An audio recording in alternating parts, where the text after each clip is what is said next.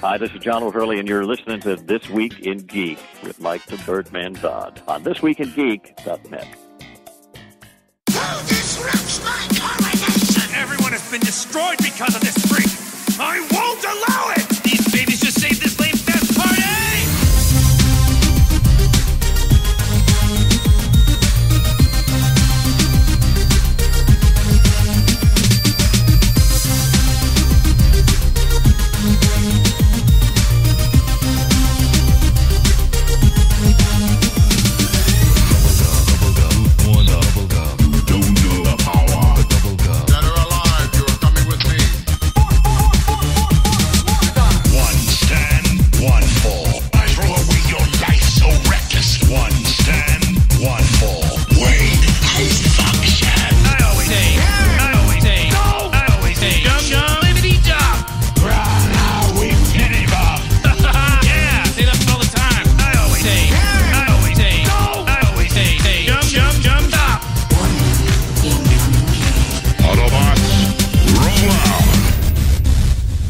What's going on? You are listening to TWIG, otherwise known as the flagship of stupidity. I'm your host in self-quarantine, Mike the Birdman Dodd, but I'm not alone. Well, I am alone, so painfully alone.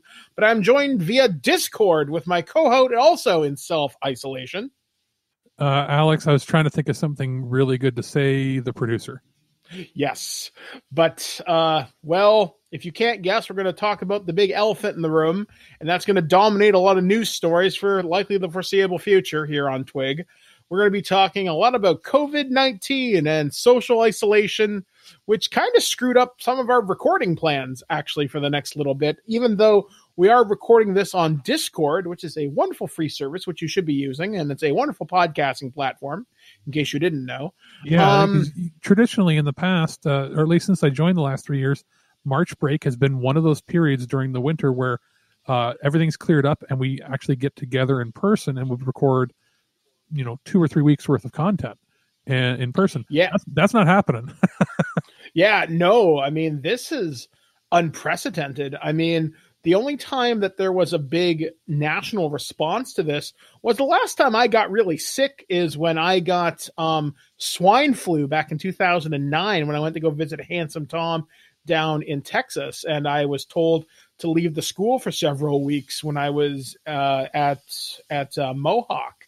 So yeah, this is surprisingly hitting kind of close to home here. So I have a family member who is working front line in the Ontario healthcare system for the COVID-19 immediate response. They're responsible for testing, and they've had a hell of a busy time. They are remarkably well compensated for their time, and I do not pity them. I do pity them considering how many hours they have to work. The hazard pay for dealing with people, well, it's like not necessarily if you're healthy, you're not going to die from this for the most part. Like 99% of you aren't going to die. But, it's still a risk factor, especially meaning that if this person gets ill, they can't see their family for weeks. So yeah, there better be some damn good, hazard pay for this. Yeah, it was crazy. So literally moments before we were recording the show, they called us, the person who works in healthcare, and we were like, oh yeah, we're going to go pick up Alex tomorrow. And they're like, what the fuck did the news just tell you about social isolation? Now I'm telling you, don't be an asshole. You don't get to see your friend for 2 weeks. Well, and the idea was, for the most part, we've been mostly isolating ourselves anyway, but just to be on the safer side, simply because we're the tip of the iceberg has been seen, and we're slowly revealing how deep it goes, and we won't know that for the next I would say another 7 to 12 days. Yeah, it's going to be ridiculous. I mean, as things happen around the world, this situation changes moment to moment. As you see some of the numbers come out of Italy, which is a very grim sight. I saw something I kind of wish I could unsee.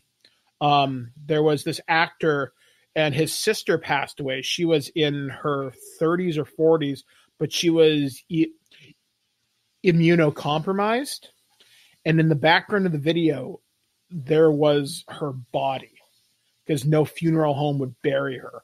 And it took a local politician and the government had to step in to get a funeral home to bury this person's body. And I was like, well, could have gone my whole life without seeing that. Don't click on the New York Post. But it was a very heartfelt thing. So things are happening like in and around us because I'm immunocompromised with my weakened immune system from asthma, plus my diabetes, plus my amputation. I've got a number of high risk factors, so I'm fully content to stay inside, which I'd done anyway. Yeah, I'm not a low risk. I'm at a medium risk in that I'm currently not sick, and anybody over a certain weight size is generally going to have some compromised immune system.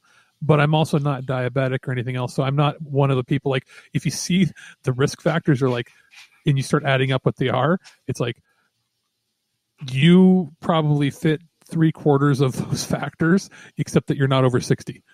So that's why, you should be like, get away from me, people, for weeks. I should be like avoiding as much contact as possible because I have family members that are over 60, and in close proximity. So it's not a good idea for me to, go out and like, shake everybody's hand for the next few weeks. So I'm just going to like chill at home. Yeah, so what does that mean for the TWIG show? Well, since we're at home and we have nothing to do anyway, you're going to see an increased output in content over the next quarantine period for however long it lasts. They're predicting 3 weeks, though I would predict we haven't seen the tip, we haven't seen the bottom of this iceberg yet, so strap in, folks. It's going to get rough. I would say, from an educated guess of reading everything that's out there, and you don't want to ignore the outliers completely, but we're looking at anywhere from 2 to probably 5 weeks before basically every major case gets shown, at least in Canada. The States might be longer because their response times have been really slow, but we've contained as much as I think we can until people start really showing symptoms in Canada. Yeah, it's going to be interesting to see what happens, especially given what our government's response is going to be. Like, I don't think it would be unreasonable to think that they may close our borders. I don't think that's an unreasonable possibility. I know no ships can dock in Canada until July, or no cruise ships. No cruise ships. Right now, cargo ships, what they're doing when they arrive, they're not at risk for, like, the ones from China are going to be, wiped down and sprayed and decontaminated and tested. But you forget that those giant freighters, when they come, with product, they're generally 8 to 12 weeks out. That's how long they take on their long journey over. So, it's only been the last 4 to 6 weeks that things have really gotten bad. So for the most part, it'll be fine. And anything that does, ship out on a boat, you're waiting 7 weeks till it gets here anyway. That also, being on a cargo ship, there's less crew, and it's not being handled by people as much. There is a certain half-life of the virus. It wouldn't survive at sea that long. Yeah, exactly. I think the virus can survive for maybe 3 to 4 days. Yeah, the big concern has been on a metal surface. Yeah, the big concern has been local mail delivery. Air mail has already been being checked like crazy. So the only thing you might want to do is, if you're getting flyers in the mail still, not so much regular mail, because the mail carriers are doing a really good job of keeping themselves sanitary, but like your local newspaper delivery / like penny savers and coupons and all that, you might not want to grab them or toss them in the garbage and not handle them too much. Yeah, exactly. So obviously be careful, such as it is.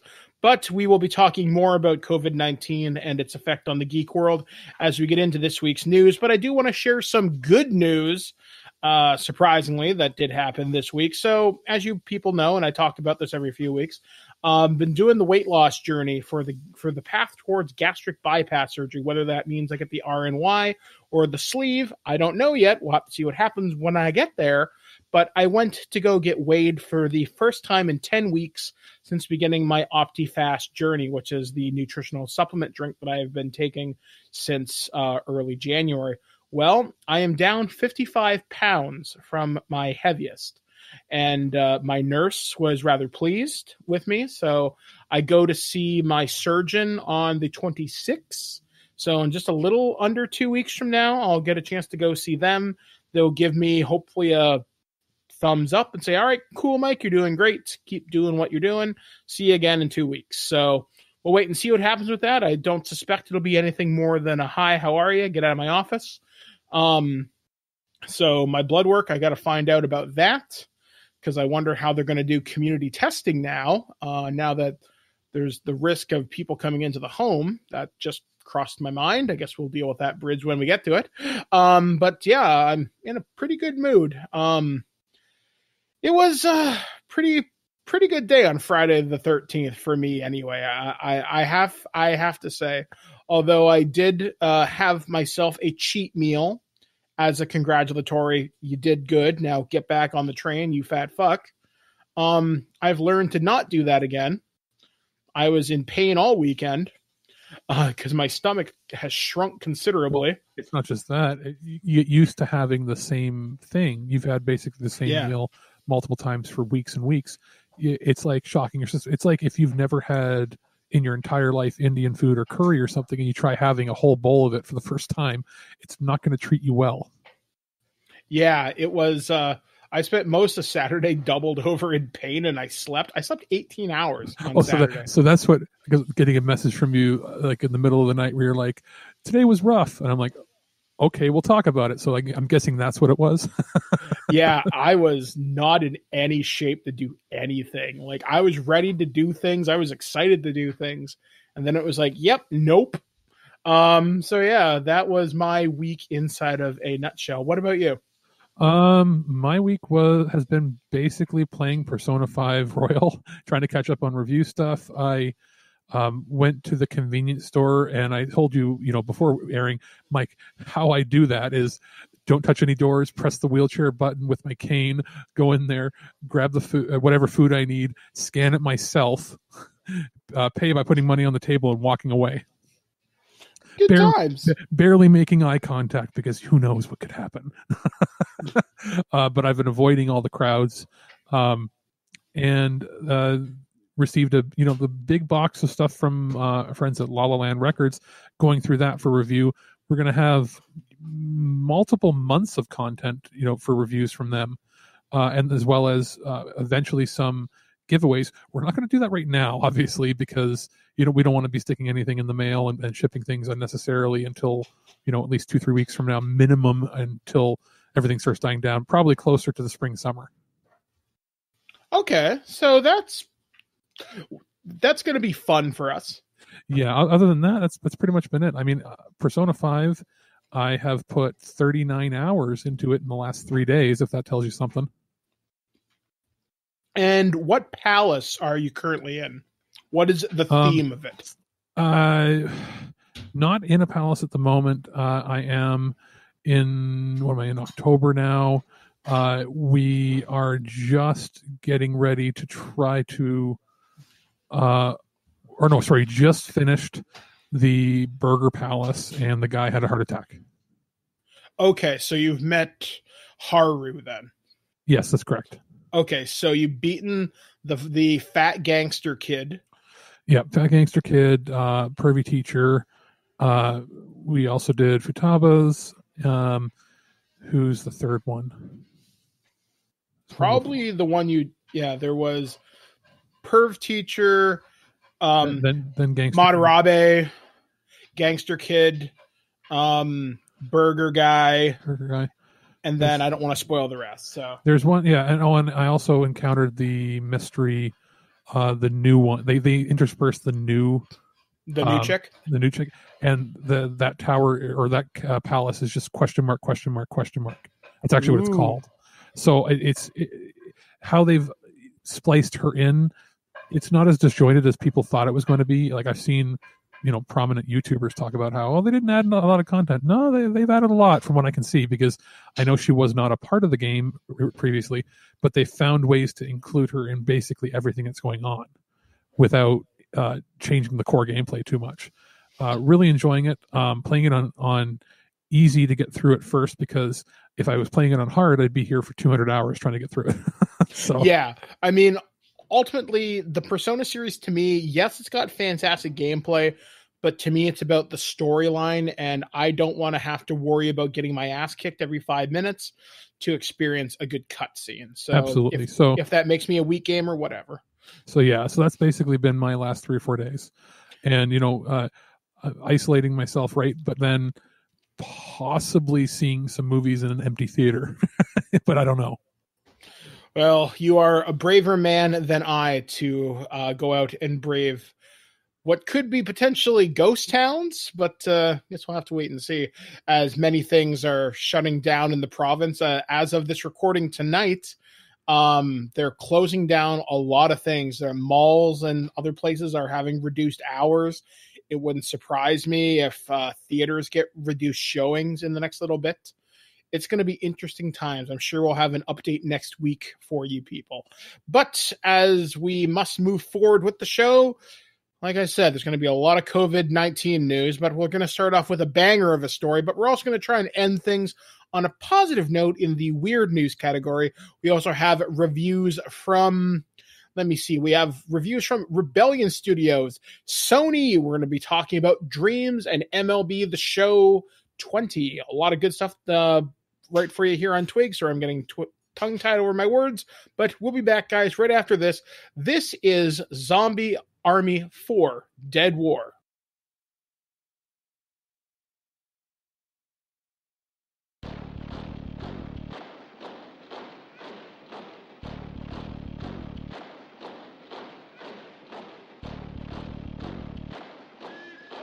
We are looking at Zombie Army 4 Dead War, coming to us from Rebellion Developments. A review code was provided to us on the PlayStation 4. This is my first time experiencing the Zombie Army franchise, and this comes from the same developer who did the Alien vs. Predator games, so I kind of went in expecting something kind of special, something kind of neat. They also did the Sniper Elite series of games, which I've heard are quite good, but this is my first time going through it. So what I got was kind of like Left 4 Dead meets Gears of War, sort of the third-person, over-the-shoulder, zombie killing bonanza, such as it is. And it takes place in an alternate World War II history, where basically undead Hitler has made, an alliance with evil, and he now has Nazi zombies. However, this game, being the fourth game in the franchise, means Nazi Hitler is in hell, and yet the undead Reich is still around, causing all sorts of trouble for the Allies and whoever else happens to be in their way. And, well, the storyline isn't going to win any awards. In fact, it seems like something you'd find out of the Asylum films, to be quite frank. But that's not entirely a bad thing. It is kind of neat. It is goofy. But that's okay. It is serviceable. You're not coming here to play this game for the storyline or really the campaign. Although the campaign is probably a little better than it has any right to be, but it's something you'll rip through in like under 8 hours, all things considered. There is co-op, which is probably the main draw here. Unfortunately, during my playtime with this, I didn't have a chance to play with any friends, as nobody on the PlayStation 4 in my friends list had this game, so it was kind of a lonely experience, to say the very least. It's not to say I didn't have some fun with this game, as you are rewarded for racking up consecutive kills, and when you perform so many in a row, you can perform a melee attack, which will refill some of your health and ammo. However, though, what did influence my main part of this review is I had a number of technical errors that happened on the PlayStation 4 version. In fact, several times I was able to recreate the error.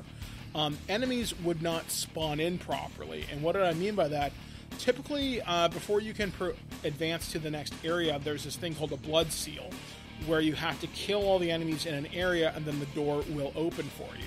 So the first time I went through, I killed all the enemies and the door wouldn't open. I'm like, okay, fine, there's probably one hiding around a corner. Nope. Waited for a few minutes, looked around everywhere with my scope. Like, okay, fine, I'll reload the last checkpoint. Okay, tried to do it again. Same thing happened again. Then the third time, like, okay, I will wait in a place where I know they have to come through. The bad guys will come to me. So did that, same thing happened again. Eventually, I reloaded to a safe room, replayed that part, and for some reason it worked that time. Another technical problem I encountered was I encountered enemies that simply wouldn't die no matter what I did, and I knew I was fighting them properly because I was able to once again reload to a safe room, and the enemies did die that particular time round. So I can't explain to you what happened during that moment, but I know after reloading the save twice, it did work. There is DLC available for this game. You can buy additional guns, although that just means you have access to them. It doesn't mean they are fully buffed up. I did buy the heavy machine gun, which was a lot of fun, although I like to consider myself a bit of a gun aficionado. And what heavy machine gun only has 10 rounds in the mag? Let me tell you, maybe the Bren gun, and that was a World War I gun, but even then I think it had like 20 rounds, but I digress. Yeah, this game, I really wish I could tell you that I could recommend it, because that's not to say I didn't have some fun with it, because there are some really great moments in the campaign which are fun and kind of neat, if somewhat annoying at times. But if you could play this with friends, I could see some actual cool zombie co-op action happening here. However, with the technical problems that I experienced on the PlayStation 4, it's hard to give this game a recommend till maybe it's a little bit more stable. And I know there is some DLC planned, as there is a Season's Pass available. I know right now you can purchase some different skins, you can purchase 2 different guns which are available, and then there's some additional content coming down the road, though I'm not entirely sure what that is off the top of my head. So as of right now, I really can't recommend Zombie Army 4 Dead War until a significant discount comes out. So maybe if you keep an eye out during the summer sales, which will inevitably happen sometime around the summer, maybe on a Steam sale, or on a PSN sale, maybe this game will be worth it. But if you can find friends, this will probably be a lot better of an investment for you.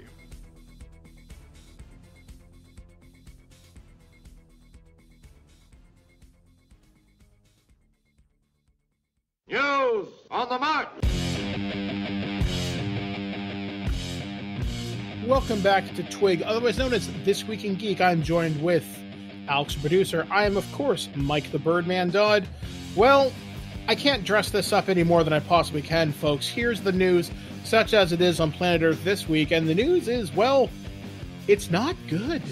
We are in the middle of a pandemic across the planet currently, and that has been declared by the World Health Organization, and that is impacting a number of industries. Everything from your local theater to your local restaurants, to movie productions, which we'll get to.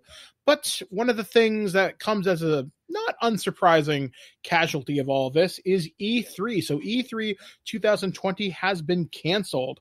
So according to a press release given out by the Electronic Arts Expo, it says, after careful consultation with our member companies regarding the health and safety of everyone in our industry, our fans, our employees, our exhibitors, and our longtime E3 partners, we have made the difficult decision to cancel E3 2020, scheduled for June 9th till 11th in Los Angeles, according to the ESA. The ESA added it will be looking to coordinate an online experience to showcase industry announcements and news in June 2020. Now, Microsoft has already said they're going to do something. As far as I know, there'll be more details in the coming weeks, because I imagine everybody was ready to go when they found out this was going to happen.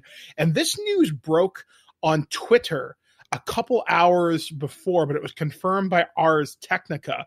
But Devolver Digital, one of the greatest troll companies in the industry, said, cancel your flights and hotels, y'all, or something equivalent to that.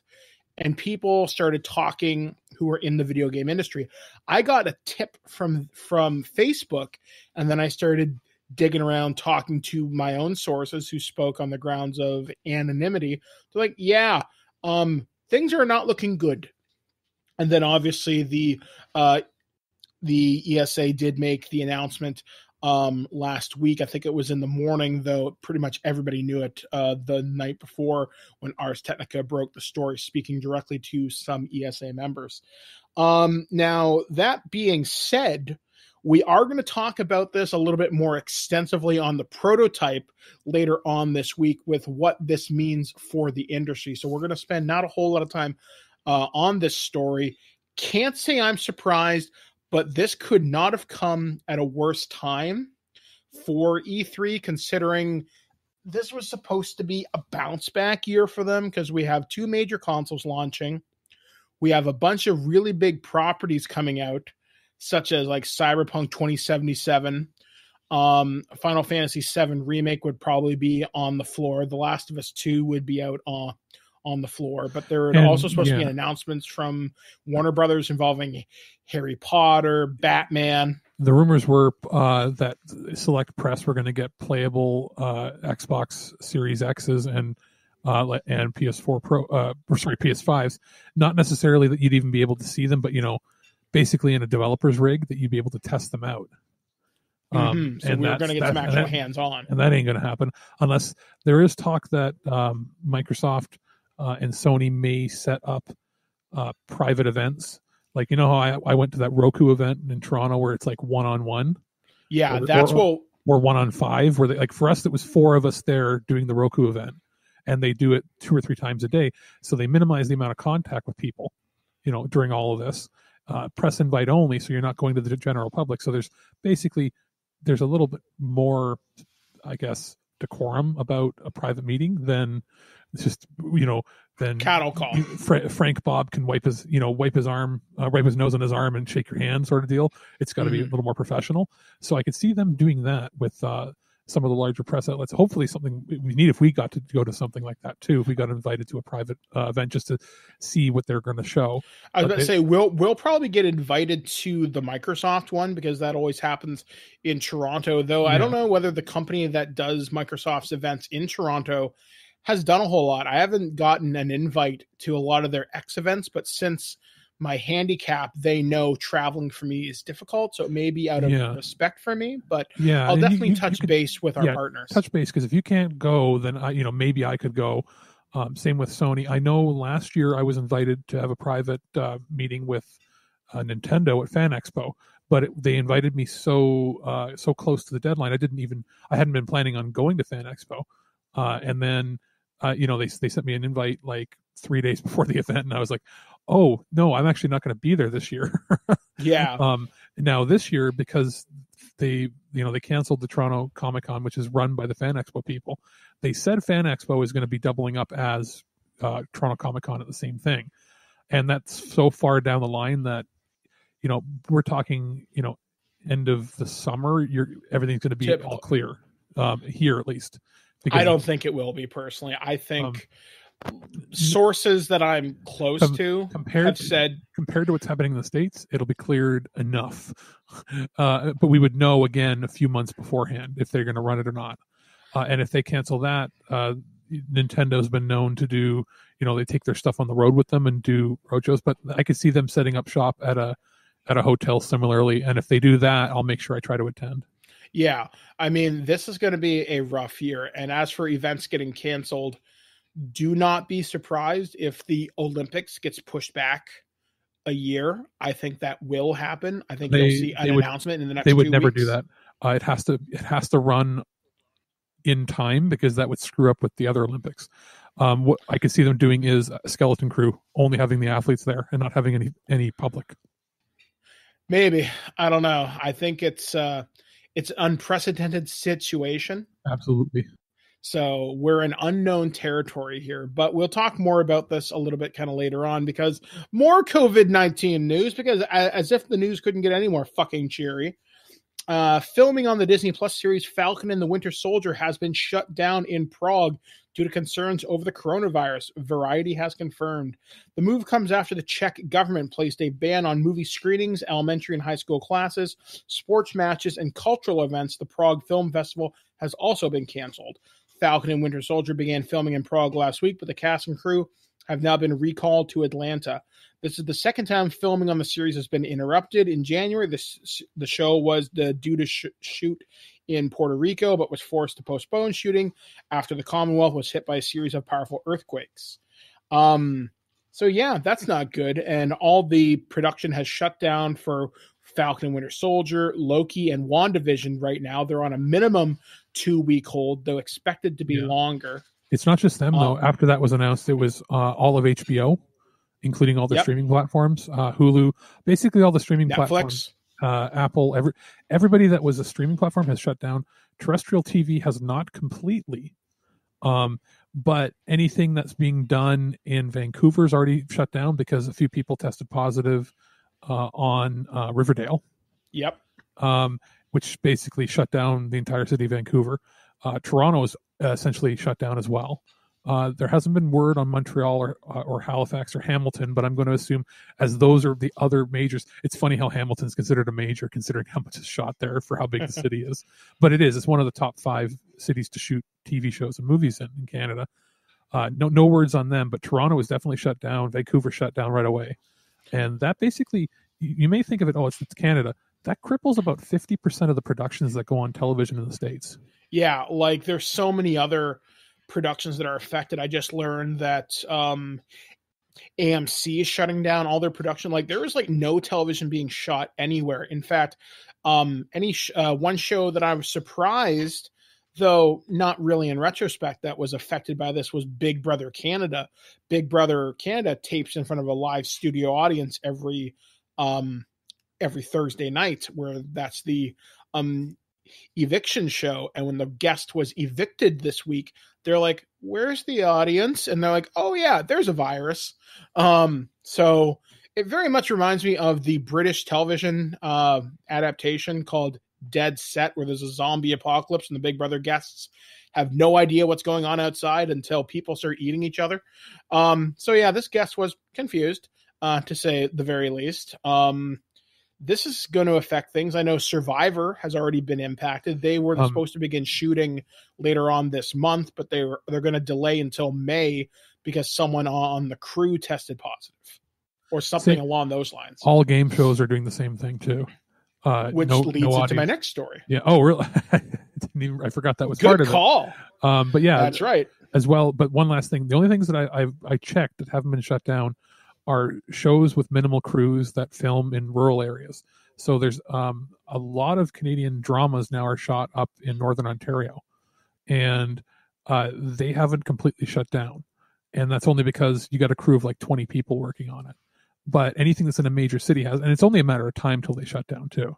Yeah, right? It'll be by the end of next week. I'm sure this will be a story that we'll have to update because places like Sudbury and that hadn't had complete shutdown yet of their municipal services, whereas any major population center already has. Mm-hmm. So as Alex has just alluded to, game shows such as Jeopardy and Wheel of Fortune will not tape in front of live audiences in the near term. A person familiar with the situation also has told Variety, as the continued spread of coronavirus poses a risk to guests as well as the immunocompromised Jeopardy host Alex Trebek, who last year was diagnosed with stage 4 pancreatic cancer. Both Sony television shows are currently scheduled to tape episodes through mid-April at Studio City's Culver City lot. The studio's cautiousness comes in response to several factors per the source, including Trebek's health, since his condition puts him at a greater risk of contracting the illness. The show's live audience, which typically tends to skew older, out-of-town audience members, many of whom travel by air to fly in. There is some information here, but it is now vastly out of date. In the story's original thing, it said there are 423 total confirmed cases in the U.S. That number has gone up, so ignore that. But this story literally changes day to day, minute to minute. So for the people out there that are saying, "Oh, it's going to be done in 2 weeks completely," those people are ill-informed. And, well, you said it, but I'll say it a different way. You're fucking stupid. I'm sorry. This is going to get where I'm not saying go out and buy all the toilet paper, but which I don't get. Figure that one out. But especially gouging for that one, you could easily buy instead of paying $100 for that big thing of toilet paper, you could buy yourself a nice, like, fancy European bidet, or for $10 you could get a portable one if you need something in a pinch if you run out of paper. Actually, it's funny you mentioned that, because I was watching another show that I'm a big fan of. Bidet sales have gone up 1,000% since this whole thing has started. Well, they're currently back ordered. It's almost like, it's more sanitary to use in the first place. I know. Weird, right? And people that have hang-ups about it, it's like, you realize if you analyze what you do with regular toilet paper, it's more disgusting than what you do with the bidet. It's true. I'd rather have a little bit of butt water than use wads of wadded paper. I don't know. It just seems nicer to me. Especially since paper just smears. Yeah, exactly. Just give your butt a little kiss. It's nice. Next story, not as apocalyptic. Thank fucking Christ for this. So Mark Ruffalo, the guy who plays the lovable Green Goliath, the Incredible Hulk in the Marvel Cinematic Universe, is reportedly going to be appearing in the Disney Plus upcoming She-Hulk series. So according to I can't even pronounce this, the Illuminati or Illuminati, I guess that is, the Avengers Endgame star has signed on to the series. This appears to be a recent update, with the news surfacing as recently as last weekend. At the time of this writing, details about his role, including how many episodes he may appear in, are being kept under wraps. It does make a lot of sense for this to happen, because if you've read the original comics, Jennifer Walters, who is the cousin to Bruce Banner, gets a blood transfusion from him, and that's how she gains the ability to transform into the Incredible She-Hulk, but she stays in the Hulk form while still retaining all her intelligence and abilities, and she's like a superpowered lawyer. I had said this on Twitter several months ago to Law & Order SVU star Ice-T, dude, for the love of God, can you please get a cameo in She-Hulk? That would mean Detective Tutuolo, or however the fuck you say it. Tutuolo is canon in Marvel Cinematic Universe. Please make this happen. Love forever. Me, I loved you as J-Bone and Johnny Mnemonic. J-Bone lives forever. And he liked that tweet. So maybe I got through to him. Because that would be awesome. Well, because, it used to be you just have Detective Munch and everything. And yes, see, that would be fun too. And now he retired from the character about 4 years ago? Something like that, yeah. Because we need to have him. If we can't have him, if you can have Ice-T in there, then he's connected to that, which means that all of the Marvel's cinematic universe takes place inside of that kid's mind from Chicago Hope. Because at the end, remember, it was that kid that was like looking at a snow globe. Oh yeah, and that's the characters are all connected to that in some way, shape, or form. Also, it would mean that that the Incredible Hulk, it would mean that Iron Man is in the same universe as the X-Men, X-Files. See, it would just blow my mind to hear Detective Benson talk about the Battle of New York just once as a slip reference in a Law and Order episode, because I guarantee you there's got to be Marvel nerds working on that show. I need to start a letter writing campaign to get this Ice-T thing trending on Twitter somehow, some way, because I think that would be really funny. So would he show up in like the Marvel Cinematic Universe, and he's part of SVU, like the Special Villains Unit that helps clean up. That's a great idea. You can even use the same fucking initials. That's fucking great. He just shows up, says a few words, or maybe he's walking by and he's arresting somebody, but it's him. And he gets in or says nothing, walks on. They're putting, I don't know, like MODOK or something into the back of a truck, and it just says Special Villains Unit, drives away. See, that would be fantastic. So please, Marvel, please, Ice-T, make this happen. Make this old nerd very happy. And we're going to end things on, I'm trying to say, is this a good story or a bad story? I don't know, but we called this a year ago. I remember us talking about this on the Prototype or a Twig episode, but either way, Alex, you and I have talked about this. If you remember good old Reggie from Nintendo, GameStop has appointed Reggie Fils-Aimé to the board of directors. So GameStop Corp today has announced it has appointed 3 new independent members to its board of directors. Joining the company's board are Reginald Reggie Fils-Aimé, William Bill Simon, and James J.K. Simiak. Mr. Simon and Simiak appointments are effective immediately. Mr. Fils-Aimé appointment will be effective April 20th, 2020. GameStop's board also announced a number of corporate governance enhancements, implementing new guidelines for board tenure and committee refreshment, also effective immediately. Blah, blah, blah, blah, blah. There's a huge fucking press release that doesn't really say anything. However, they're trying to make the save play for GameStop. Yeah. GameStop is not in a good position right now. Basically, what you need to know about the other 2 people is one of them has been in the large retail industry for 25, 30 years, and has sort of specialized in fixing problem businesses, not like getting them to turn them around to sell them and then liquidate them, like actually repairing them. And then the other person is the CEO of PetSmart, which is probably the biggest, I would say, pet-oriented chain in North America, at least in the physical size of their stores and reach. I mean, I think GameStop, it's obviously backpedaling. Things have not been good. Like, I get GameStop and EB Games emails constantly.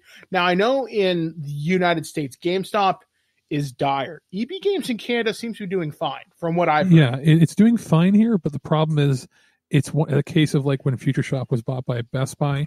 They're managed by the Americans, and Canada is seen as the second-class citizen when it comes to how they purchase games.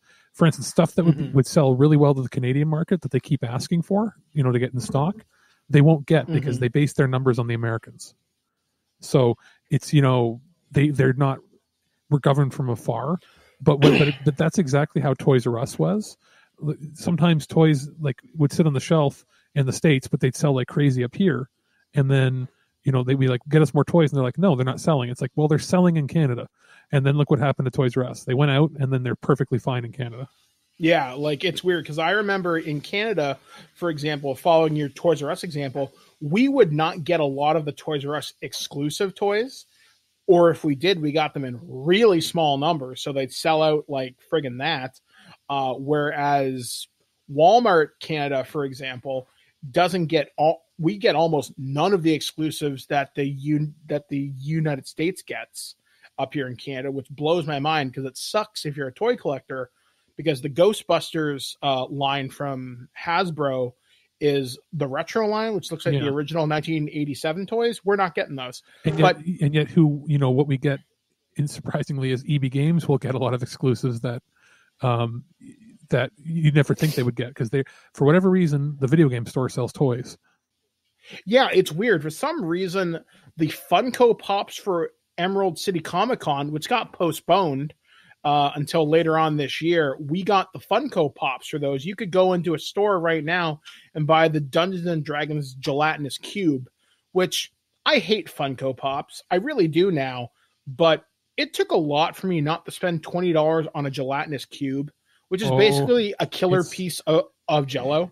It's, without giving spoilers to the movie, much, it's going to sell out because gelatinous cubes are mentioned a few times as a fairly big gag in Pixar's Onward.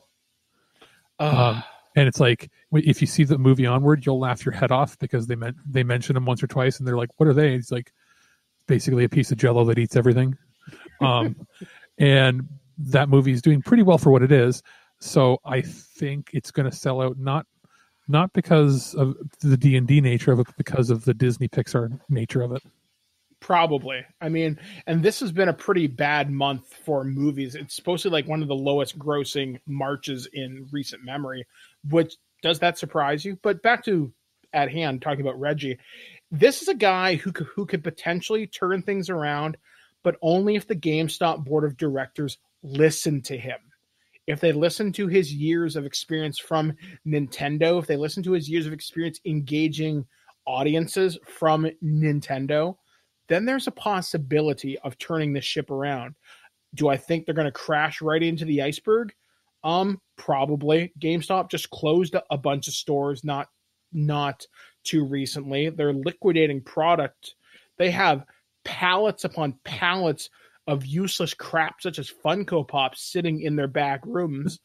They don't order enough games. So basically, for the most part, any Funko Pops. Yeah, like it's weird. Like they have just pallets of these things that don't sell. And GameStop, at least now, sells more stuff than games. I mean, I buy most of my Power Ranger stuff, and thanks to my friend Jen in the States, God bless her heart, I get a lot of that stuff from GameStop. And there's like an exclusive Power Ranger set. That'll sell well. GameStop still gets exclusives, which is nice. But it's more stuff as opposed to games. Like even their pre-order bonuses are not as cool as they once were. So I don't know. GameStop's got its work cut out, and it shouldn't be this way because it's a console launch year. This should be an amazing year for GameStop, but it's not going to be because you look at the big box retailers like Amazon, like Walmart, or wherever else you can get things delivered to your door the day of launch. They're not going to sell your pre-order behind your back. You're not going to have to worry about anything. That's not much of an issue. Like up here, because of how restrictive they are with stock, they almost never, it's very, very, very rare that they ever get you a pre-order that they don't have an assigned copy of. So or they don't, and if they do, sell it behind your back in quotes, it's for people that don't have their memberships or whatever, right? They'll give you 2 days to pick it up, and if you don't, they're going to sell it, which I think is wrong, especially if you've already paid for it completely. And their argument has always been, until you sign the receipt, it's not paid for, even if the money's on it, which is... That's retarded. Sorry, I can't say that word, but that's stupid. You can say that. If there's ever a time to say that word, that's what it is. Not only that, if you do order delivery to your home, and you pay money for it, they still can't guarantee same-day delivery. That's terrible. Whereas Walmart, if you pay the highest thing, it'll come within 24 hours at the latest. And Amazon, for 99% of their games, if you're a Prime member, they'll upgrade you to same-day delivery. Sometimes people get the games even early, too, so... Yeah, if they're not like officially street dated, a lot of times Amazon will give it to you a day early. So... I don't know, man. I think GameStop has got its back up against the wall. I would be very interested to see where they're going to be at this point next year. My only visits to GameStop this year, unless there's something really crazy that goes on, will be to trade in all my systems towards the new systems. That's it. And then I probably won't see them for, I don't know, 6 months to a year till I need new controllers. Yeah, pretty much. I don't stop in that much. I typically send Blair if I need something.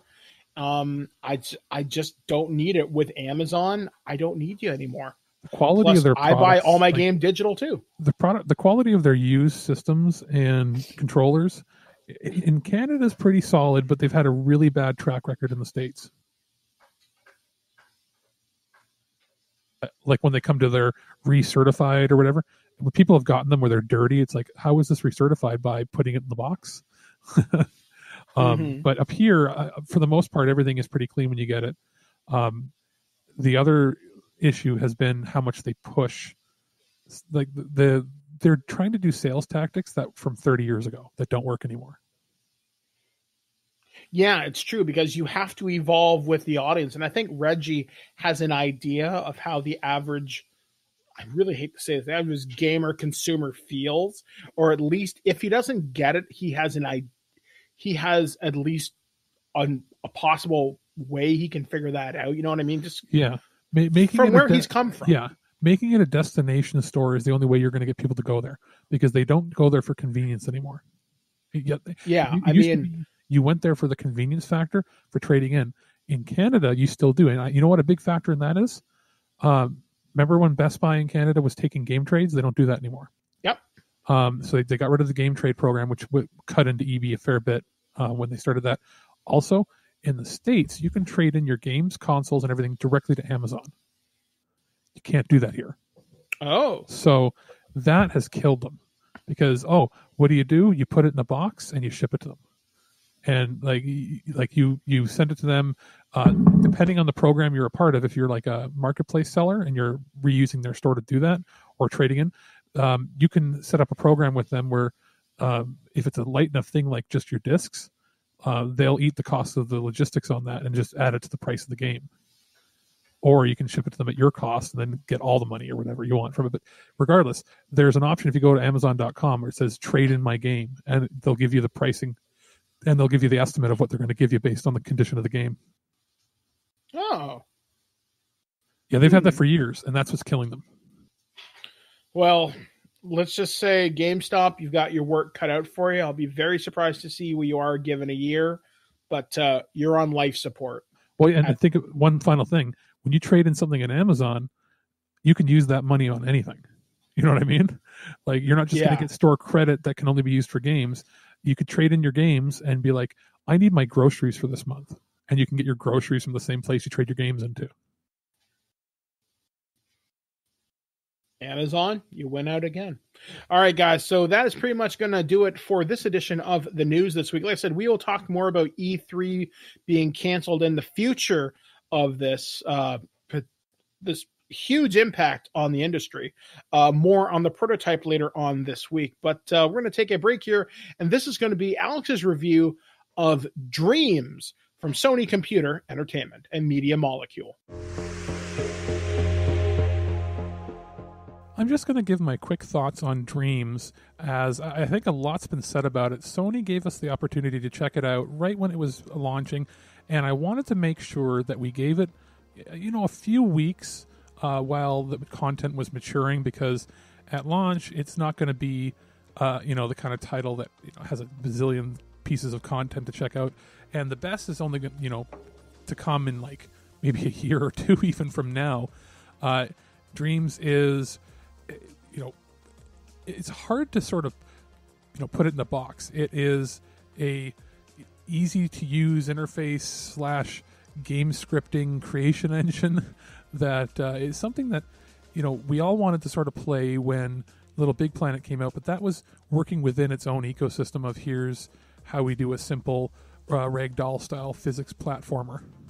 And with Dreams here, Dreams is sort of what you would have pictured a game making tool was like when you were a kid, before you knew that it involved a lot of math and programming. Basically, there have been insane creations so far. People recreating whole previous, games, classic games, taking some of their favorite licensed characters, putting them in here. Some of those, in a legal gray area. But the explosion of creativity has been, I think, larger than it's ever been in any of these game maker type of platforms and games. People are getting hired for jobs based on some of these creations. And I'm not even going to go into every single one of them, because at this point, we're in the thousands of really high quality, personalized custom games that, use the same engine, but are vastly, wildly different. You have RPGs, you got shooters, platformers, puzzle games, almost like text adventures, some funny, weird, silly things, or you get things that are pop culture based that are, based around events happening in the news that to be comedic or strange or abstract and weird. It's just sort of, it literally is Dreams. Anything you can dream up, you can do in it. Is it going to create, the next AAA high-end title? No. But there are some games that have been created in Dreams that are better than indie titles that get a physical release. Being that it's something that you can get for, $50, $60, and you can use it as a stepping stone or platform to get noticed by creators is something that I don't think was intended initially, but it seems to be something that's happening a lot more, now with this than any other game maker in the past. So is Dreams worth checking out if you're somebody like me who has a creative ideas, but doesn't necessarily have the know-how to program or code or the patience to do that? Is this something that's probably worth checking out? Now, if you're somebody who doesn't want to create anything at all and just wants to experience there, it's growing in its popularity and growing in the amount of high quality creations that are available within the platform. So I think pretty much every day that you switch the game on, there's something new to check out. So I think it's going to be something that you're going to want to pick up and check out, unless you're somebody who wants, I only want to have, purely high quality, video game experiences from big developers.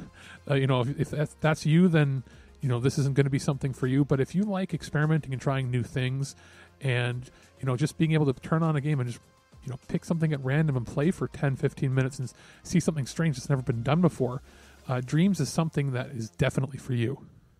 What makes you qualified to be a reporter? I'm willing to violate anyone's privacy for my personal gain and then claim with a straight face that the public has a right to know. By the hand of Zeus, what manner of deviltry is this? I love fake alien poop day. And welcome back to this episode of This Week in Geek, otherwise known as TWIG, but we are here to deliver to you more depressing news because it's the weird news segment of this show, and I really wish I could tell you it was good news, but hey, it's been just that kind of week here on this place, this hellscape we call Earth. And we're just going to start things off where I used to love this show as a child growing up. I was a big fan of television's The Smurfs, which was, I think, created by a French guy in the 1980s or something. There was like a little bunch of PVC figurines. There was a cartoon. It's had several movies in the last couple of years. Well, I remember in high school there were rumors that it was related to white nationalists or something. I could believe it. That's literally like you could see all the allegories in it or something. And I remember it was being a rumor for a long time, but it was a rumor that was talked about like in colleges even. Yeah, I seem to recall that conversation as well because there's a bunch of really weird underlying symbolism if you want to look into it. Yeah. So anyway, this comes courtesy of our friends over at the avclub.com. So sometime last week, a gathering of 3,500 people said Smurf it to common sense, slapped on their floppy white hats, and headed to Ladnau, France. I'm pretty sure I mispronounced that, to pack together into a densely packed, record-breaking crowd. A video report from the AFP news agency shows the event, which is horrifying by the immediate standards of witnessing so much sloppy Smurf cosplay in one place, but also the larger context of knowing how far a single virus-loaded Smurf cough or Smurf sneeze could travel through the world, despite just how terrible an idea this whole thing was. The French Smurfs were rewarded for their effort and have now set the Guinness World Record for the world's largest Smurf gathering. A interviewee said, "Sorry, is it like the gathering of the Juggalos? Whoop whoop." Oh my God, I'd love to see the Smurfs and the Juggalos get together. That'd be amazing. Papa Smurf, whoop whoop. So one interviewee had said, and I quote, "We figured we wouldn't worry, and that as French people, we wouldn't give up on our attempt to break the record. And now we're champions of the world." His companion chips in with, it was more important. The coronavirus is no big deal. It's nothing. The pair announced they'll Smurferize the coronavirus, which is cute until you think about an entire Smurf village whose forest clearing thoroughfare is deserted because of an unnecessary assembly that has led to a lot of sick Smurfs having to self-quarantine inside their little mushroom houses. That's sad. So it's funny, just a day after the record-breaking meetup, the French government announced it's banning gatherings of more than 1,000 people. So presumably this decision was made after watching in disbelief as crowds in blue and white came together during a global outbreak to really smurf up the hope that you can count on people not to do this kind of shit during an international health crisis. You stupid motherfuckers. You know what? To me, it sounds like a French clan gathering, to be honest. it's so weird. I mean, think about it. It's like a bunch. Like if you took that picture of the people and then turned it black and white so you couldn't see the blue, and then you put it next to something that just said Arkansas in the 1950s, I believe that it was a Klan meeting. Oh God. Yeah, it's just with everything kind of going on. How do you do that? Like, this is frankly fucking serious. Like, and you're gathering 3,500 of you, and you don't know where these people have come from. You don't know how many people are sick, and it's only all it takes is one person and to not do something proper, and you don't know because you don't show symptoms for 14 days. So fuck off. So yeah, I hope nobody got sick at this thing. That would be kind of tragic. It would be kind of funny in a weird kind of way if Patient Zero in France turned out to be one of these Smurf cosplayers. But I do have some good news to bring you. In spite of all the things that COVID-19 has done, it has made things a little bit more interesting in terms of what they're asking you to do, which is called social distancing, which asks you to limit your time with friends and family and maintain a healthy distance as to not get sick from the virus. And that means, well, self-isolating. Well, the good friends over at Pornhub have decided, a Japanese porn company, I got that mixed up, that the Pornhub will come up later. A Japanese porn company has made 200 movies available for free, because of the COVID-19 virus.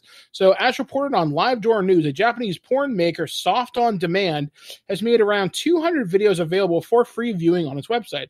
The company is saying this free campaign is to support those at home on alert.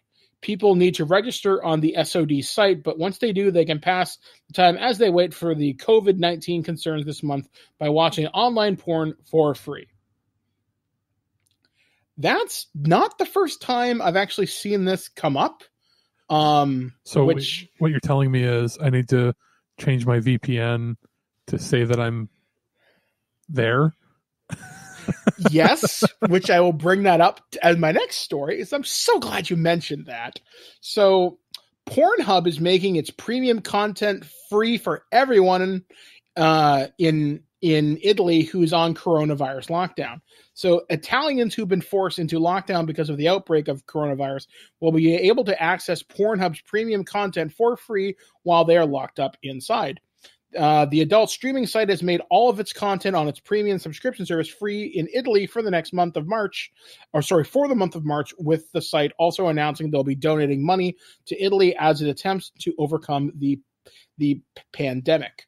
The company, which was started in Canada, Go Us, in 2007, has a daily average of 92 million visitors per day. So as you can imagine, with lots of people unable to leave the house, those figures might start to climb. I'd love to see some of these numbers when they finally come out. This comes just after a few days after it was discovered there's actually coronavirus porn on Pornhub and other porn streaming sites featuring performers having sex in hazmat suits. Oh, I was going to say, achoo, oh no, now you're sick. What are we going to do for 2 weeks? There's your setup line for the entire thing. It's so weird. I've seen articles about the coronavirus porn.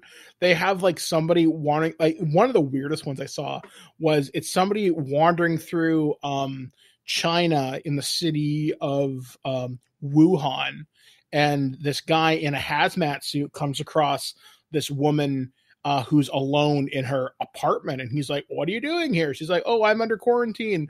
"Oh no, can you help me?" And you can guess how the rest of this kind of plays out. Let me take your temperature, open wide.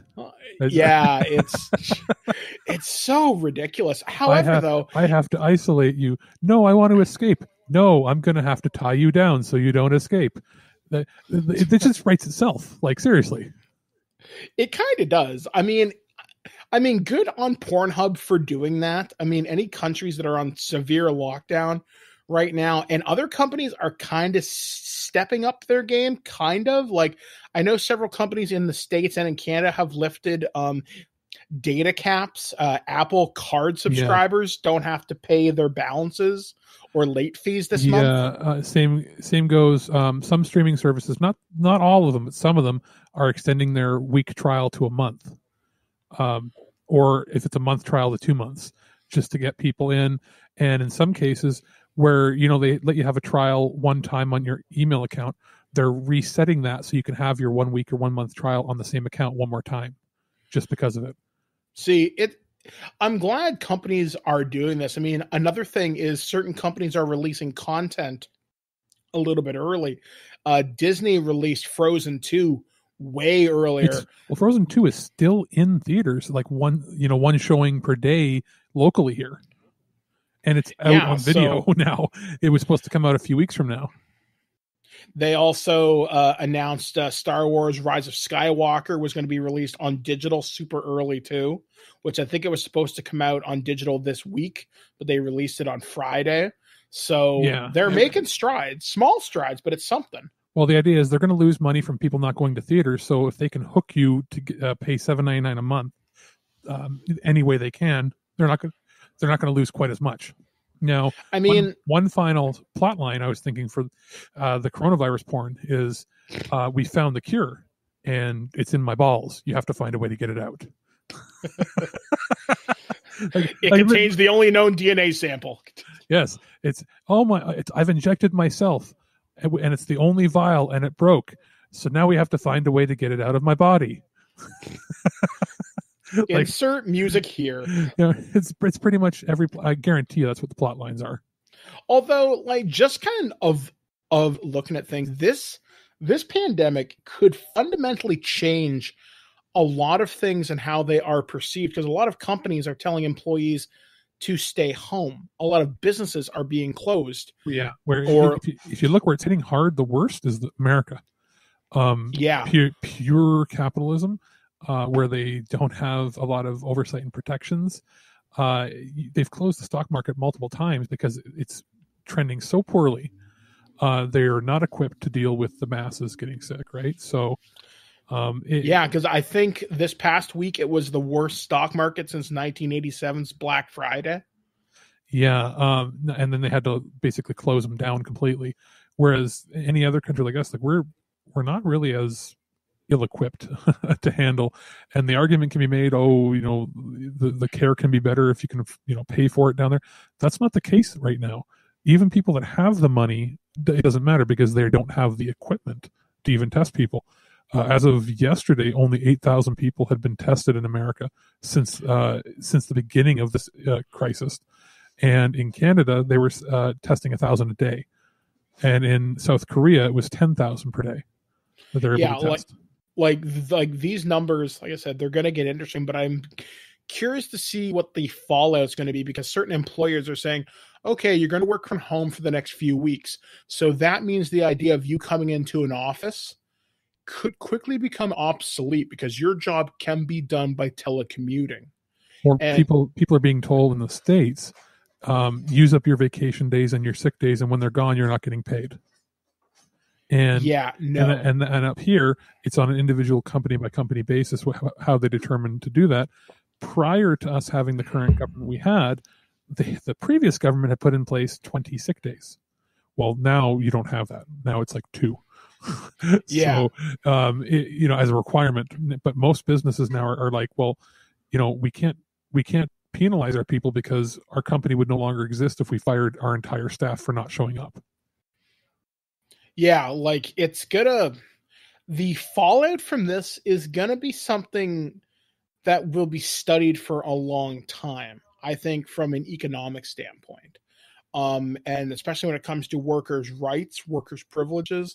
And I think there's voting in the states that happens on Tuesday in certain states. And I know the Democratic candidate Joe Biden is telling people to go out and vote, which is all well and good, but not when there's a pandemic going on. This is something where they should be changing the rules. Depending on how bad it gets and the rallies and everything, if they can't campaign properly, they may have to postpone their election. Or there was there was a thing in there, and now do not quote me on this, but I read that if the election gets postponed and a new government is not picked by a certain date, supposedly the Speaker of the House takes over until such transition can happen properly. So I don't know if that's true or not. If somebody out there can point me to that section in the American Constitution, please let me know. Mike at ThisWeekInGeek.net, because I find your system of government fascinating. Screwed up, but fascinating. Was modern for the time 300 years ago and never changed properly since. If that makes any sense. The refusal like to make any proper changes is kind of strange. Yeah, like I'm just like things are like we're at an interesting time in history where things are being forced to change. And I saw something online today and it really made me think. And someone said American capitalism is predatory. And someone said take out the word American out of that. And it said capitalism is predatory. And I really got thinking about the thing. Wow. When you look at capitalism and how bad it can screw people over, this is, I don't know. I mean, when you think about something as good as universal healthcare could really benefit people right now, and there's a huge debate over that. Being as every first world developed country, every G8 country has it except America. Yeah. You know what I mean? And it's like what that breeds is having maybe the best doctors in the world are there, but that's 1%. And then, you know, the best healthcare in the world is there for 1% of the population. Whereas the rest of us is like 80% of the population can get really, really good healthcare or more. But, you know, sure, maybe we don't have the best, but we also don't have nearly the same terrible problems that you have with the current system. Yeah. So this will be very interesting to see how this all plays out in the end. And I know this all started from a Pornhub conversation, but pay attention, America. Pay attention to what's going on in your country and how your government's responding to it. Obviously, be informed. Follow multiple sources.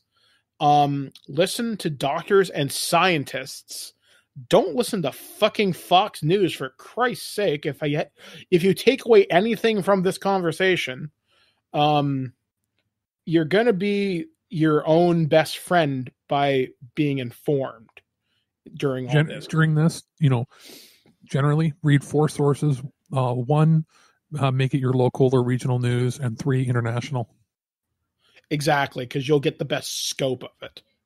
So I'm going to end things off on today's weird news on kind of a more positive note, kind of following the healthcare thing. So in a surprising positive medical light, in positive medical news in light of the current coronavirus pandemic, doctors have revealed that a 40-year-old man has become the second person ever to be cured of HIV or human immunodeficiency virus after being diagnosed with it back in 2003. The man, now identified as, let's call him Adam C. from Venezuela, has been known as the London patient. When previously reported he had shown no sign of the disease for 18 months. Now, at last, it's been confirmed that he really does appear to have been cured. The key to his recovery lay in a bone marrow transplant he had undergone in 2016 to treat blood cancer. The stem cells he received came from donors with a very rare genetic mutation which prevents HIV from taking hold. Incredibly, the procedure, which had been described as a last resort, actually worked. Scientists are now considering the possibility of offering stem cell treatments to other HIV sufferers. However, there are risks, and not everyone who receives the stem cells will necessarily be cured. You'd have to weigh up the fact that there's a 10% mortality rate from doing stem cell transplant against what risk of death would be if we did nothing, says lead study scientist. I guess it's Ravinda, or I can't pronounce this person's name. It's really complicated. Just say Ravi. Ravi Gupta, I think. At least there's some news that offers a glimmer of hope for those with this particular condition. That's kind of incredible. But then again, Magic Johnson has lived for like 1 million years. But he's got that rich people money, and that's what keeps people alive. I don't know if he's the case where it's completely out of his system. I thought that they said he was the first guy they cured completely. I think so. But that was how he was cured was with, I think it was $100 million in research. Yeah, just keep throwing money at it till the problem eventually goes away. That'll solve most problems in the world, depressingly enough. Because I honestly believe, like, we'd have to double check. I don't know if they have a Guinness book for this, but I believe he's the longest lived person that was not just HIV positive, but full-blown AIDS. I think so, yeah. I mean, he's like 30 years with it. Most people it has a half-life of 5 years, or used to. Like, it's kind of incredible what can be accomplished with money and resources to dedicate at it. Not just money for keeping the lights on, so to speak, but getting the right scientists, the right materials to put at it, and obviously taking more than a few risks at it. Because stem cells, that might have worked, that might not. You could die. It's a 1 in 10 chance. You look at what Stephen Hawking, he was like, 45 years with ALS? People usually die within a year. Yeah, like that's yikes. So like his was slow moving, but also they had like we can't let this man die because he's too important to science money behind him. Yeah, exactly. So like this is at least some optimism coming out of the world of science. So hopefully, folks, despite all the doom and gloom we've given in this episode, from Smurf Juggalo gathering to E3 being canceled and Falcon and Winter Soldier definitely being delayed because there's no way it's making its August premiere date now. We'll have to wait and see, unless they work a reshoot and do it in Atlanta, and even then the production will be off by weeks. So I'm sure we'll have more COVID news next week. We're going to try and bring you a little bit happier news, but this is dominating the news cycle. And that's just the way it is. It just came to my head. If you want to watch a show that basically deals with events like COVID, watch the Canadian show Regenesis. I think it's available on Amazon Prime in the States, or just look it up online to see where it's streaming. I think it might be on Tubi TV as well. But Regenesis was a Canadian, like the movie network production, ran for 4 seasons, about a team that worked, an international team of people from the CDC, Canadian Disease Control, and Mexican authorities that would combat disease outbreaks. And it was a drama. Like, how do they think 24, but about infectious diseases. So okay. a little bit of crime, it's actually a really good show. I completely forgot it existed. It just came back to my head now. 4 seasons, and like they deal with ones where it's like the COVID case or like SARS, and then they deal with ones that are also like, oh my God, this is a chemical agent. It's are we at war sort of deal. So it's like mixed 24 with CSI, and you get Regenesis. Okay. That does sound kind of neat. That's one I'm going to make sure you check out, because it's from 2004, but it's never been more important and modern, because it was not done for laughs or goofs. It was taken like very seriously the way the show was made. But that's basically what it is now. It's like if you ever wonder what the teams are like that have to deal with these and how high stress of a job it can be, that's the kind of show you'd want to watch. All right, then. I will have to check that out. It's probably more Blair's thing, because I don't like medical stuff. You spend 3 months in a hospital, you tend to not like it. It's not medical in the same way like a hospital show. It's more like 24, where it's like, oh, there's just a poisonous gas that was sprayed in this town, and it's like it's ticking now. How do we solve it? Who did it? Are we going to catch them? It's like a mixture of a cop. It's like a cop drama, but weird. Diseases. All right, I'll watch a pilot episode. Okay. So anyway, guys, that's pretty much going to do it for the news this week. We're going to end things off as Alex takes us out to, well, unfortunately, this sport got canceled, but you can still stay at home and play it in simulation. I predict it's going to sell pretty well, because it's not like we're going to be doing baseball for quite some time. So anyway, this is going to be your version of spring training. This is MLB The Show 20 from Sony Computer Entertainment. Our friends at Sony sent over MLB The Show 20 to check out on the PlayStation 4. Now, we checked out last year's MLB The Show 19, and I was a pretty big fan of just how much it had improved since the years since I had played it, years ago, probably on the PS3. But I did note at the time that it was a pretty bloated game. You were looking at like 60, 70 gigs to install. It just seemed rather large. For some things that can happen far into the life cycle of a system where you start tacking on more and more things and the game gets bigger and bigger and bigger.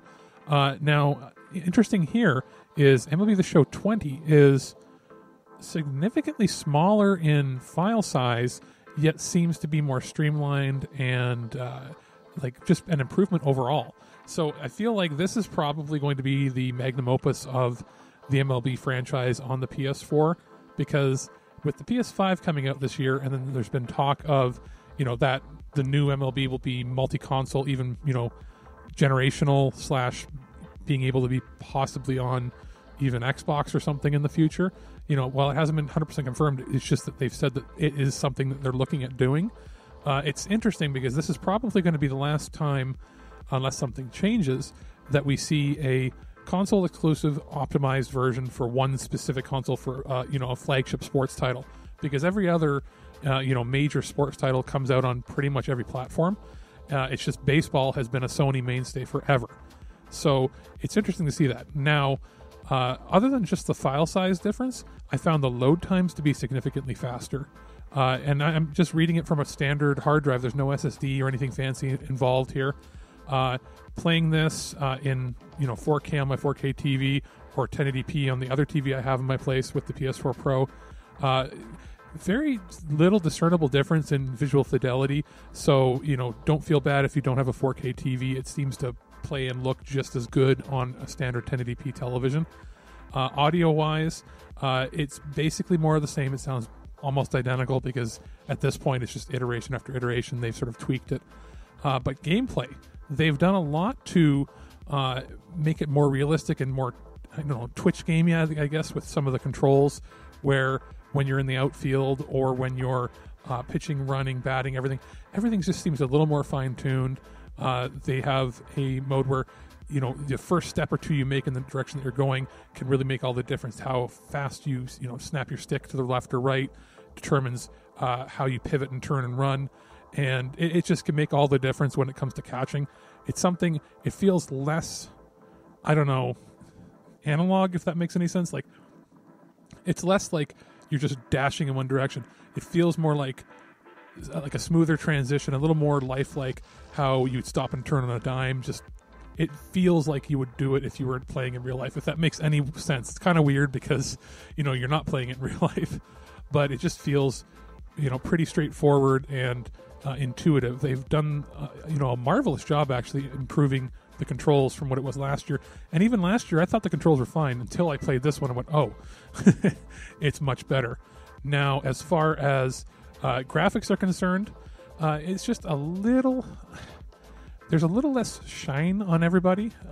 Everybody looks a little more natural in tone than last year's, which had a sort of a hyper-realistic look and everything looked, sleek and shiny and had reflective surfaces. This still does, but it's a little more natural and muted. It's not as pronounced and video gamey, if that makes any sense. Other than that, like I said, the load times are significantly faster. It might be something to do with how they've tweaked the engine to be optimized for that. As far as new features are concerned, they've added a whole ton of little ones, and I'm not going to list every little detail here and there. Just know that pretty much every aspect of the game has been tweaked, optimized, or improved upon in some small factor, some a little larger than others. But as far as pure new features, ones that I want to hit upon are you can take on your friends in the World Series and custom leagues, which is pretty cool. You couldn't do that previously. They've also included the full minor league rosters, so you can play on the off seasons. They've basically made it so that you can play, to your heart's desire at the minor leagues, major leagues. There's a addition to franchise mode where they've made a whole bunch of expansions to that and just added a whole bunch of, quality of life improvements over the previous generations and iterations of this game. So overall, it's baseball. It's still the premier best baseball game out there. There are other arcadey style ones, but this is, the nice balance between simulation and arcade that it's been for years. And if you have a PlayStation and you say you like baseball, but you haven't played, in a while, or you're not sure if you want it. This is the last one that's going to be exclusive to the PS4, and we're several years deep now to the point where this is basically the best it's going to be on the PlayStation 4. It'll be interesting to see what they do next year, if it's going to be multi-platform or if it's going to be PS5 only. But in the meantime,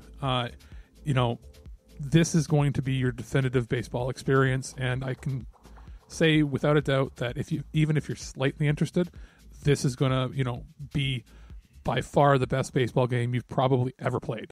Hello, this is Mole Man in the morning. Good Mole Man to you. Today, part 4 of our series of the agonizing pain in which I live every day. Well, guys, it has certainly been an eventful show, to say the very least. We've talked about some pretty heavy topics today on TWIG, and, well, we tried to inject some kind of levity into it because the world can't all be doom and gloom, as we do face certainly, well, for lack of a better phrase, uncertain times. And, well, we're going to do the best we can over the next few weeks and coming months to bring you entertainment, because that's what we do, because me and Alex have the wonderful ability to record pretty much anywhere in the world through the magic of Discord and podcasting. So that does mean some programming coming up for you guys. So we did talk about this in a couple of shows, but we'll talk a little bit more about it now. We're going to be premiering our comic book show. We were originally going to do it a little bit later in the month. Those plans have been stepped right up. But basically as soon as possible. We don't have a date locked down yet, but as soon as possible.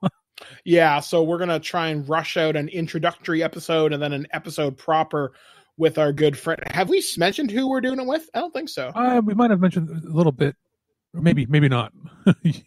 Yeah, either way, this guy is a virtual knowledgeum, a virtual Google himself of comic book knowledge, and he's been a big fan of TWIG for years.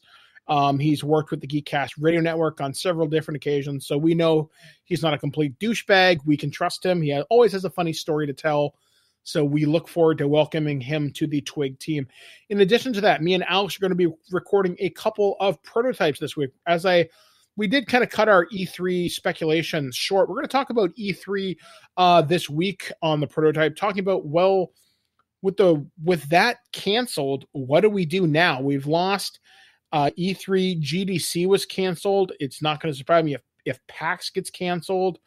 There'll be some kind of, if there isn't a significant containment, I promise you Comic-Con will get canceled. The Emerald City Comic-Con got postponed to later this year. WonderCon in Anaheim got postponed. So all these major conventions are going to be seriously looking at their gatherings, because that will largely depend upon the municipalities in which they are held.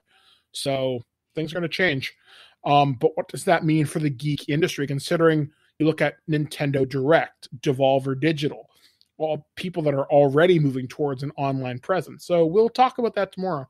We're also going to talk about what are we playing during quarantine, because this may be a topic we can easily revisit over the course of the upcoming weeks and months, because this ain't over, folks. Strap the fuck in. Basically, the next few months are going to be backlog city. Yeah, I'm looking forward to. In fact, I actually started playing a game last night that's been sitting on my backlog since December of last year. So looking forward to digging into that. And I fully predict that within a few, probably 2 weeks, depending on how fast we play, within 2 weeks of Final Fantasy VII coming out, we'll probably want to have a large discussion on it. Yes, absolutely. We'll start ripping through that. And the same goes, I'm like, if we're talking about what we got coming up, I'm working on my review of Persona 5 Royal. As soon as you play it and beat that I'll have my review out, but we should have a probably discussion on that as well, because I know that was basically your game of the year last year, right? Absolutely, despite the fact that it came out in 2017. But yeah, but that'll be game of the year as far as like the game you like to play the most. Exactly. Yeah, I spent 120 hours on it. We're also going to talk about me and Alex have been talking about starting a movie club show. We have a loose title for it, and that'll play into the pun right now. We're going to tentatively call it Loose Canon. What does that mean? We're going to be talking about the Canon Films catalog, from American Ninjas, Michael Dudikoff, to Mario Van Peebles, to everything stupid in between. Yeah, and it's not just going to be exclusively canon, but that's the starting point. And then, you expand it to like New Concord Pictures, which is, that was the 80s and 90s version of Roger Corman's company that put out very similar content in theaters. It could also include like Full Moon and stuff. Basically anything that was like super ultra low budget 80s and 90s stuff that went to theaters, and some of the mid to late 90s stuff that Canon did that was direct to video when they ceased having distribution contracts with MGM and other people. Yeah, so we'll be talking about, we may even cover some stuff from our friends at Vinegar Syndrome or Arrow or MVD. Because a lot of these are releases that were from those companies now that they've now acquired, and they're doing super high quality, better quality Blu-rays than you would have ever expected from any of these titles. Yeah, so we'll sit down, have a half-hour discussion, talk about it, what we liked, what we didn't like, maybe a little bit of behind-the-scenes info. Yep. And it should be fun. So this year is going to be a lot more content than we probably put out in the last couple, because we've got the time and we got the manpower now. I'm partway done finally getting the elements together to bring back Twig After Dark as a full-fledged show rather than just one-offs here and there. Because there's still some stuff from Vinegar Syndrome that we can go into, like Hot and Saucy Pizza Girls and other ridiculous porn without the porn, just like we did for the reviews of Sex World, which you had so much fun watching that movie without any of the sex in it, just the plot. Well, it's because I decided to take it to an existential philosophical place. You're like, people fucking, and I'm like, I wonder what the director's trying to say about the nature of humanity. And then both of us, for literally, I'm not kidding you, weeks after that, every time we would talk, we just, Sex World. Because they had a baller ass 70s theme song. Which was pretty good. Which I would totally get on a like soundtrack if I could. If there was only a vinyl of that, which there probably is somewhere. Probably in France or some weird place, but so the idea would be like this year moving forward at some point, a comic book show with a name to be discussed. We've got the Canon / 80s and 90s B&C movie show. We've got Twig proper, Turtle Treasure continuing onward. We got the prototype. We have 14 weeks of Fools Who Ride, which is the D&D actual play podcast I've done, which we talked about season 2 on the last record with Billy, Skyblaze, and Kat. And there's some interesting possibilities there. And I might not be the forever DM, so I'm excited. Cambridge Chronicles will eventually come back. We've still got stuff we can edit through from the show, that the season that partly happened or didn't happen, and the season that did happen. The season that never was. Is it a 0.75 season, if that makes any sense? It's not quite a full season, but not quite half a season. And it's two wildly different stories, but set in the same world. Interesting stuff that can come, and that'll be bonus content eventually. You've also got the co-production that we do of Future Imperfect, and then we also guest on Ultra Geek with the Geekcast Radio Network. Every once or twice a month. Yep. And we've got all those plus Twig After Dark coming. Possibility of bringing back some Bosch Roll depending on how things go in the future, and then of course we'll occasionally get the longer form individual topic shows when something catches our fancy, as well as longer form interviews. Yeah, so look forward to all that and more coming from us here on Twig, because hey, if we're gonna be stuck in quarantine, we might as well be productive. So anyway, for This Week in Geek, we have been Alex. I've been Mike the Birdman Dodd, saying live free or die hard. And as my friend Jackie Bam Bam might say, be cool, be kind, be careful. We'll catch you guys next time right here on ThisWeekInGeek.net. Well, that's our show. All right, here's the deal. Every time you watch my show, I will send you $40. Checks will not be honored. You've been listening to This Week in Geek, your source for guaranteed nonsense or your money back. Tune in next week for more info on the most important things you didn't need to know. Check out our website at ThisWeekInGeek.net and subscribe to our podcast through iTunes or any podcatcher. If you'd like to comment on this episode, head over to this episode's post at ThisWeekInGeek.net and leave a comment through Facebook Connect. Follow us on Twitter at ThisWeekInGeek.net and follow our Instagram at Twig_official_podcast. Social media not your thing? Send us an email at feedback@thisweekingeek.net. We'll see you next time, and remember, lower your shields and surrender your listenership. Just when you think this show is terrible, something wonderful happens. What? It ends. I have to go. Somewhere there is a crime happening.